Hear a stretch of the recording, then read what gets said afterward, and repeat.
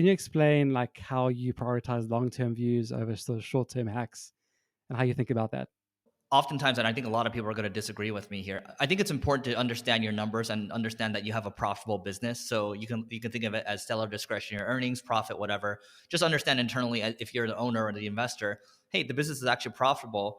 Um, but what can I do to grow it faster? So let's say I haven't taken on venture funding, but I want to grow faster, and maybe it doesn't make sense for me to. I can either take the profits and pay 50%, maybe even more now if you live in different states in the United States, right? You have to pay more and more taxes. So the other thing you can do is if you understand what you're doing and you understand long term what the vision is for the company, you might just try to bring that profit all the way down to zero and just continue to reinvest, right? And just understand that you're building for enterprise value. Um, and so, I think we're all taught to just focus on profit and like what do you take home? What do you take home?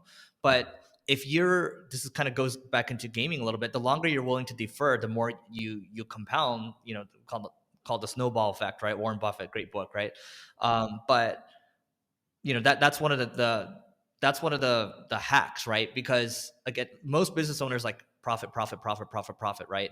Especially in the internet marketing world, it's just like you see them talking about money all the time, talking about money.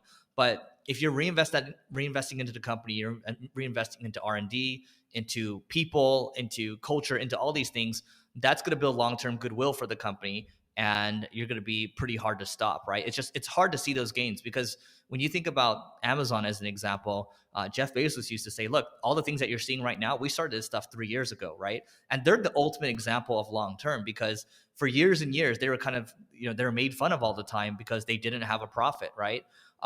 And you realize that some of the best business people in the world, all of a sudden they come out of nowhere. It's because they kept deferring and deferring and deferring. So the longer you can defer, I think it's an unfair advantage. Because I'm willing. I also understand too that for a lot of people, you might have other obligations such as a mortgage, a family, and all that, right? So that's what I would say. But I learned that. It took a while to learn that. So